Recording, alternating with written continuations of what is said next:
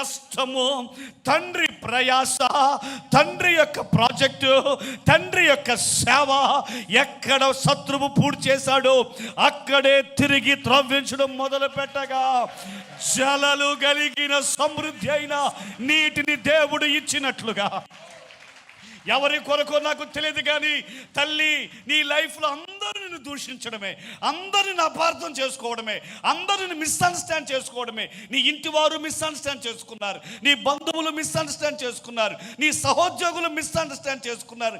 అపార్థాలు చేసుకున్న బండాలు వేసి నిన్ను ఎలాగైనా తొక్కేయాలని చూశారు.